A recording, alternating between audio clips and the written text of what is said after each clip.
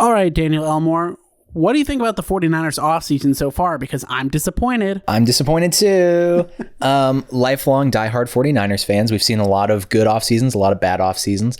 This one strikes me as particularly disappointing though, because we go into the offseason knowing, okay, Jimmy's gone. You know, the way everything ended last season, it's pretty clear. The writing's on the wall. This is going to be it.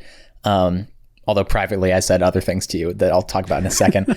But that was the expectation. And so if we did nothing else this offseason, I wouldn't actually be very disappointed. If we just kind of re-signed a couple of guys, if we ended up with Charvarius Ward, if we ended up with a few other dudes, I'd be fine as long as we got rid of Jimmy Garoppolo by this time.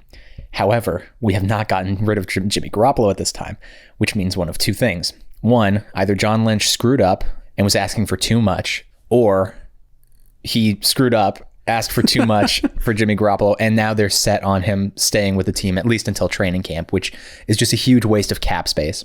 Yeah, I mean, there's a lot of discourse online about, the offseason for the 49ers pretty much, you can't get away from Jimmy in it because he has a $25 million cap hit that he's taking up right now. But a lot of the discourse online has been about how it doesn't really matter that they haven't traded Jimmy Garoppolo because they wouldn't have signed any of these big players anyways, Chandler Jones, Von Miller, whoever it may be. And yeah, that might be true, but there's plenty of mid-tier guys out there they could have gone and gotten.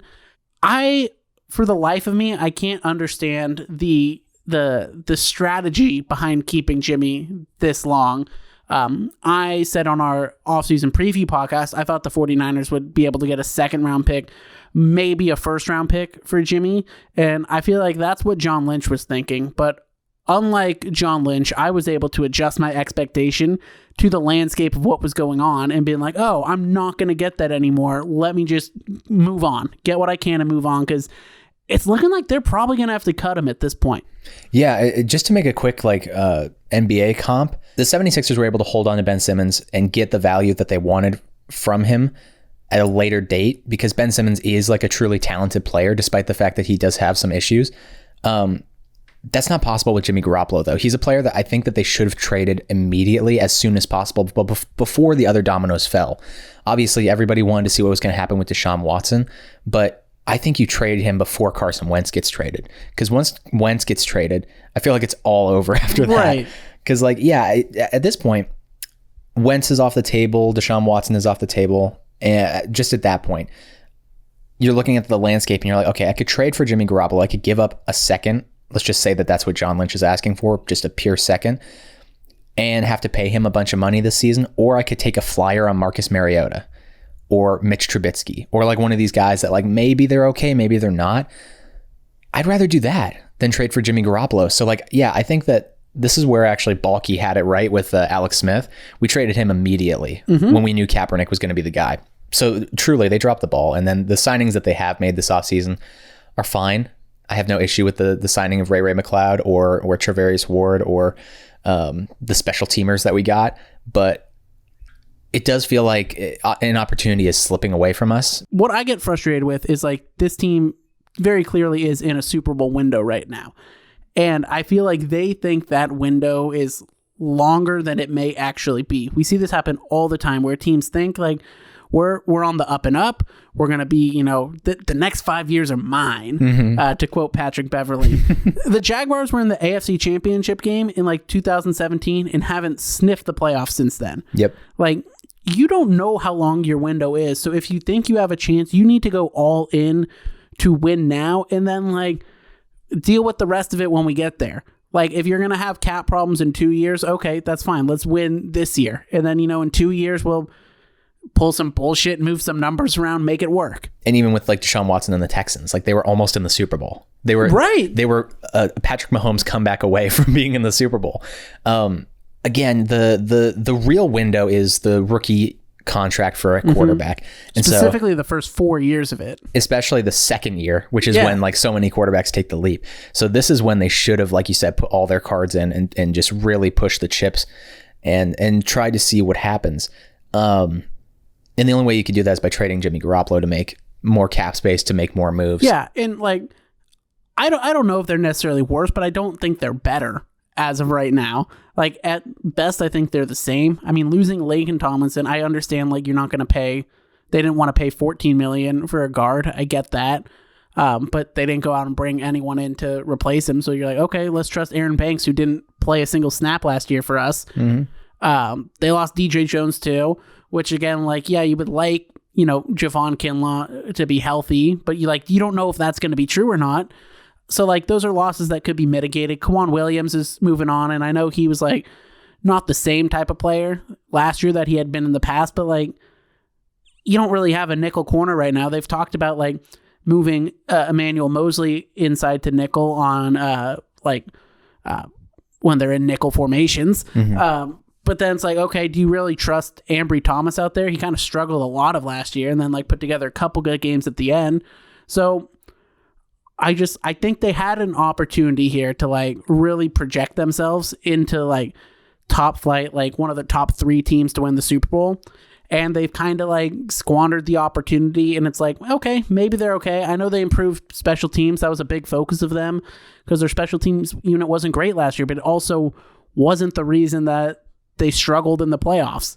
Like, the special teams was actually pretty darn good in the playoffs. It won us the game against the Green Bay Packers. If you're not getting better in the offseason, you are getting worse, in my opinion, because everyone else got better. Mm-hmm. Now, the only saving grace is that the NFC, pretty much all the teams got worse because everybody left the NFC and moved to the AFC. So that's the only thing that like keeps me in somewhat high spirits, because I know that we can win 2 games against the Seahawks for the first time in a decade now. We can still win 2 games against the Rams despite the fact that they won the Super Bowl, because we've always had their number. We can still win 1 or 2 games against the Cardinals. So just within our division, I feel pretty confident, regardless of the moves that we've made this offseason. And then from there, I imagine our schedule won't be terribly difficult because, like I said, the NFC is garbage now. This brings me to my little transition here. I thought I had a hot take question for you before we recorded this.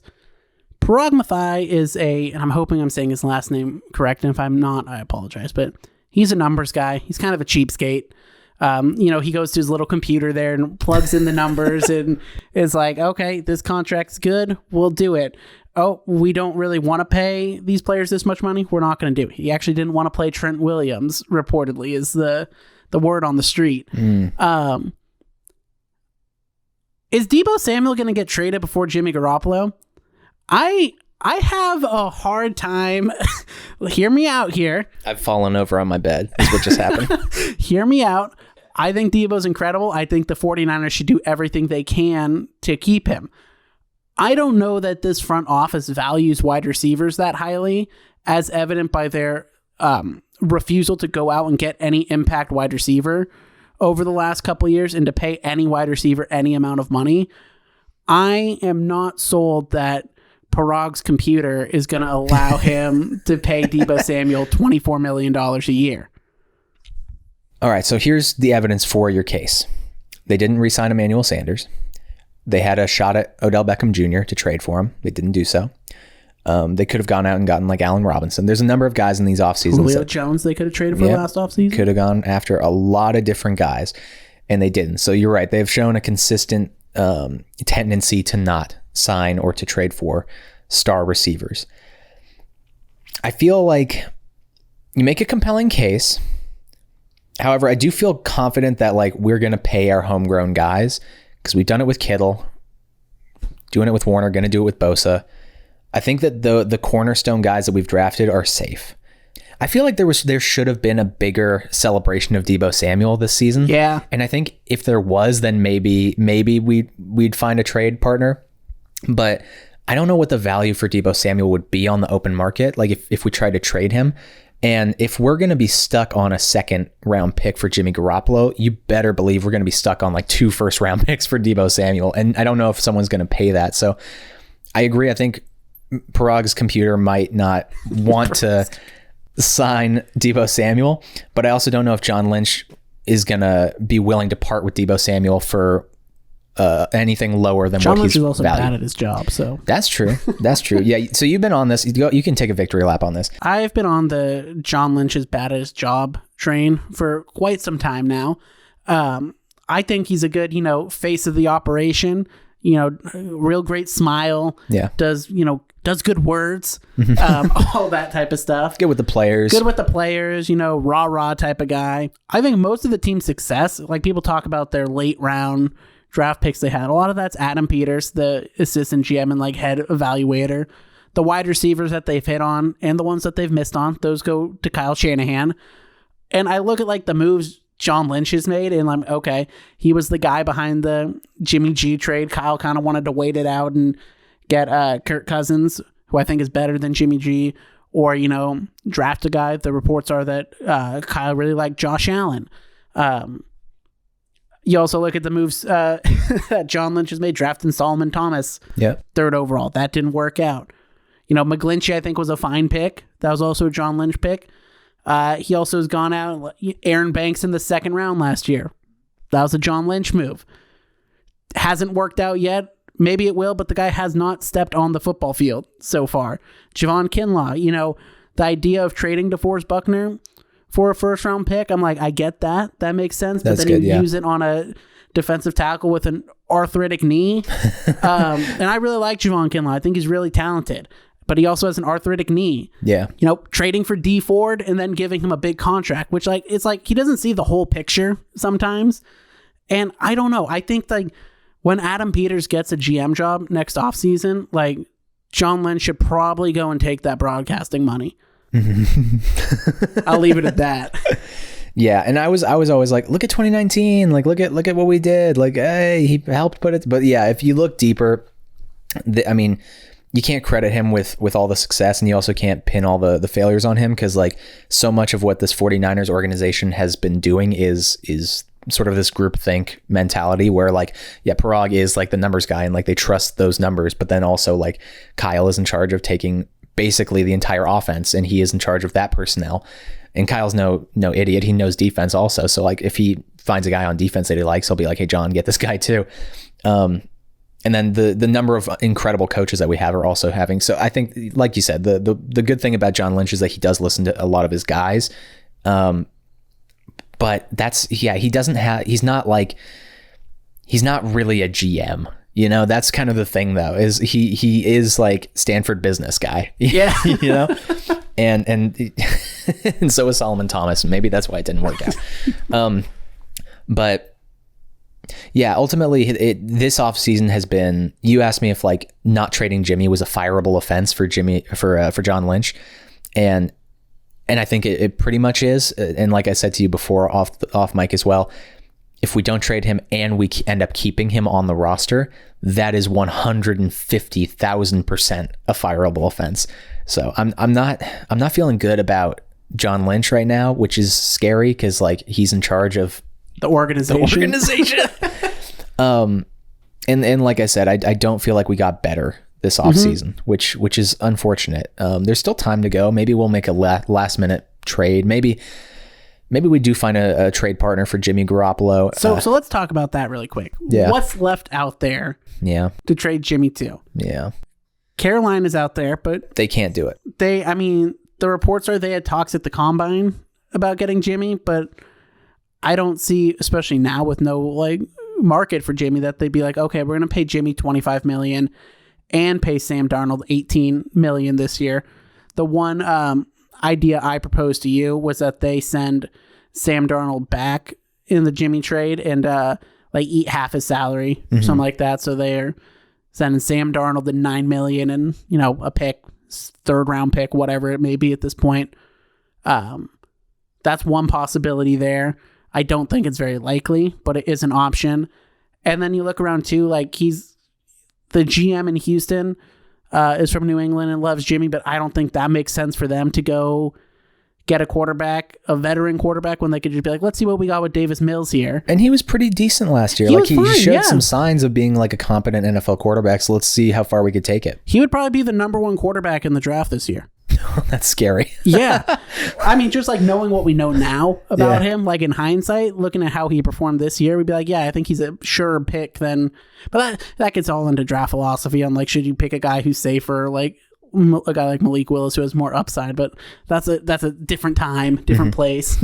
And And then like the only other option I can think of is Seattle. Yeah. Who like I would trade Jimmy to Seattle just to sabotage personally, but I don't know. Like I feel like John would be like, ew, that's kind of dirty to send him there. But like at this point, like you got to do what you got to do. And there is precedent for teams trading a quarterback inside the division. The Eagles did it with Donovan McNabb. Sure. Back in the day. There's another one I was thinking of, but I've now forgotten. Of course. I don't know. There's just not a lot of options on the table right now. How much? This is not like to say that he's not, but like how much better do you think Jimmy is than Drew Lock? Like if we're doing the measurement of Kirks. Of Kirks? Okay. Yeah, shout out to this one Twitter account. Yeah, I don't remember what it's called, but it basically was measuring quarterbacks in Kirks, as in Kirk Cousins. So 1.0 is one full Kirk. I would say Jimmy is probably about 0.7 Kirks. Okay. I'm not sure if Drew Lock falls on the Kirk scale because I don't think he's the same type of quarterback as... Like, I don't know. Like, it's hard to... You're doing a lot of like translation there and swapping between units. That German to French, Celsius to Fahrenheit. This is all stalling to say that I do think Jimmy is better than Drew Lock. I don't know like how significant. I mean, Is it significant enough that you would trade a 3rd round pick for him? If I'm Pete Carroll, I probably would because I'm kind of a bozo in this scenario. Yeah, I would say Jimmy's probably like, I would give him a 4th round pick to get Jimmy over Drew Lock. But that's also like if I'm trying to win this year, which Seattle says they are, but I look at the roster and I don't see it happening. Then yeah, but like if you want to take a flyer on Drew Lock and be like, what do we got here with this guy who has talent but just hasn't been very good, then I wouldn't do it. Let's just pretend like Jimmy Garoppolo doesn't get traded and we end up releasing him. Where does he sign? Because like even if it's because the big question like for Carolina, like we just said, it's like he'd be making too much money and Sam Darnold would be making too much money.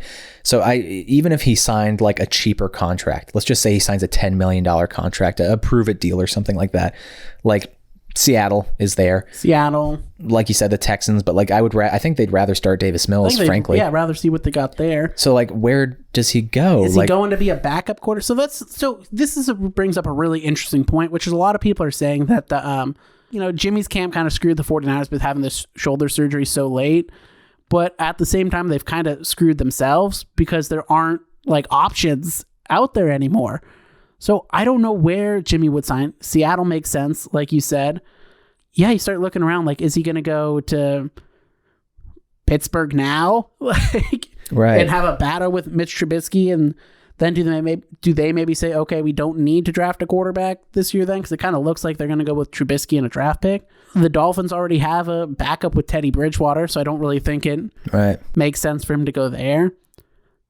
The Jets have 3 quarterbacks on there. I'm just thinking of like systems that Jimmy has played in now. Yeah. Does he go to Cleveland to back up Deshaun in case of like suspension? Yeah. Maybe.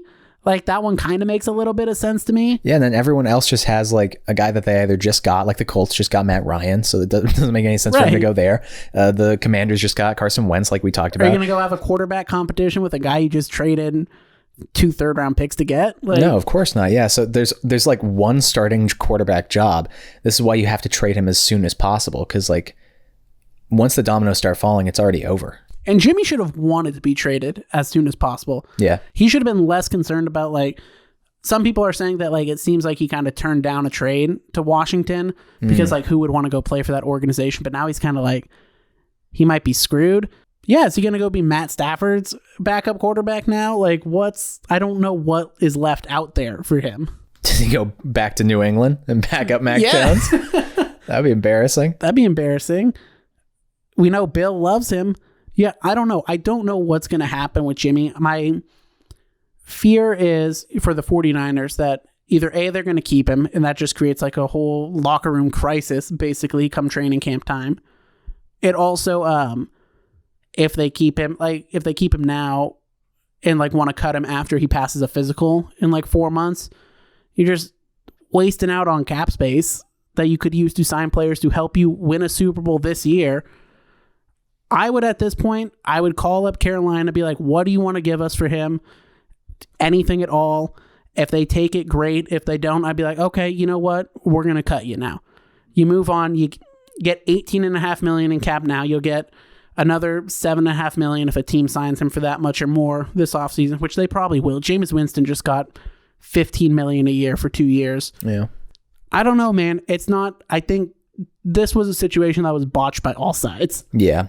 And I can't wait until like next year or maybe the year after when the reporting comes out about exactly what happened. I'm going to be very curious to read that article, because if it was Jimmy Garoppolo's camp being like, no, don't trade me to this team or that team, then like, all right, Jimmy, you really screwed it for yourself and for all of the 49ers fans doing podcasts. For all the 49ers fans doing podcasts. Or it's just purely John Lynch, in which case that's the final nail in the coffin for me. I just want this whole thing to be done. Yeah, that's the thing. Like, I want closure on the Jimmy Garoppolo era. It was, mostly good, but also like quite a bit of bad. It like just frustrating. Mm-hmm. I don't even know if like bad is the word I would use to describe it, but like it would be maddening to watch Jimmy play on Sundays these last couple of years. And I don't know. I'm ready to move on. I really want to see what Trey Lance has because I'm super excited by what I've seen out of him so far. I'm ready to move on, man. I go into this season very nervous right now. Because I don't know what we're going to get out of the draft either, because we don't have our first round pick or our second round pick, do we? No, we do have a second round pick. Yeah. I'm very low right now. I have very low expectations, honestly, which is so sad because like second year quarterbacks is supposed to be Trey Lance supposed to win MVP. Like, come on, please. I think as soon as they move on from Jimmy, those optics will change. Of course. I think you'll be fine after that. I'll be thrilled. I'll be like, this team is better than they've ever been. Because that is truly again, like I said, the one saving grace is that the NFC got worse as well. The second saving grace is that regardless of what we didn't do in the offseason to address certain positions, if Trey Lance is better than Jimmy Garoppolo, that is a bigger improvement at the most important position in football than any other move could have done. Like if Trey Lance is just better than Jimmy Garoppolo, that's the biggest move we could have made. So this terrible offseason can be saved if Trey Lance is as good as we expect him to be. Yeah, and John's probably thinking we're getting Javon Kinlaw and D Ford back. Those, you couldn't get better free agent signings than those guys. I think that's about all we got today. Thank you for listening to the Nothing Notable podcast. Like, comment, subscribe, check out our other stuff. We got all sorts of incredible stuff on here. A great Batman review. 1, 2, 3, 4, 5, 6, 7, 8, 9, 10, 11. Check out that video. That's a great one. We're going to eventually get back to the Noah Baumbach series. Mm-hmm. More sports stuff to come. Oscars is coming up. Yeah, that's on Sunday, I think. Yes, sir. Great stuff. Thank you guys for listening. Adios.